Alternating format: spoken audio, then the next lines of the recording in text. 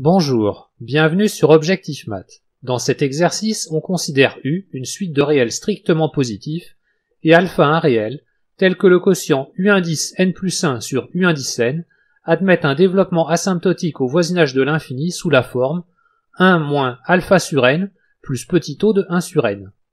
On demande de montrer que si alpha est strictement plus grand que 1, alors la série de termes générale U indice n est convergente, et que si alpha est strictement inférieur à 1, cette série est divergente. Vous devriez maintenant mettre la vidéo sur pause et chercher à résoudre l'exercice par vous-même. L'idée est de comparer la série de termes générale U indice n à une série de Riemann. On suppose le réel alpha distinct de 1. Et on pose bêta égale à 1 plus alpha divisé par 2, qui est distinct de alpha. On pose alors V indice n égale à 1 divisé par n exposant bêta. Le quotient V indice n plus 1 sur V indice n, qui est égal à n sur n plus 1 exposant bêta, peut se mettre sous la forme 1 plus 1 sur n exposant moins bêta, qui a comme développement asymptotique 1 moins bêta sur n plus petit o de 1 sur n quand n tend vers l'infini. On a donc V indice n plus 1 sur V indice n moins U indice n plus 1 sur U indice n égale à alpha moins bêta sur n plus petit o de 1 sur n. Et comme alpha est distinct de bêta, cette différence est équivalente à alpha moins bêta sur n. Lorsque alpha est strictement plus grand que 1, bêta est plus petit que alpha. L'équivalent que l'on vient d'établir est positif.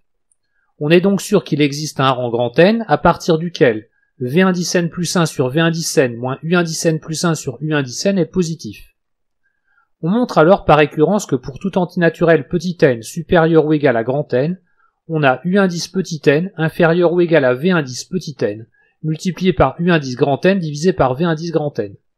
Comme bêta est strictement plus grand que 1, la série de termes générale V indice n est convergente, et le premier critère de comparaison avec une série à termes positifs permet de conclure que la série de termes générale U indice n est aussi convergente.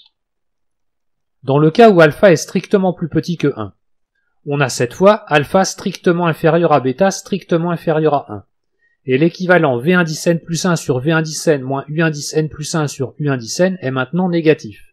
On est sûr qu'il existe un rang grand N à partir duquel V indice n plus 1 sur V indice n moins U indice n plus 1 sur U indice n est négatif. On montre alors par récurrence que pour tout antinaturel petit n supérieur ou égal à grand N, on a U indice petit n supérieur ou égal à V indice petit n, multiplié par U indice grand N divisé par V indice grand N. Comme bêta est strictement plus petit que 1, la série de termes générale V indice n est divergente. Et le premier critère de comparaison avec une série à termes positifs permet de conclure que la série de termes générale U indice n est aussi divergente.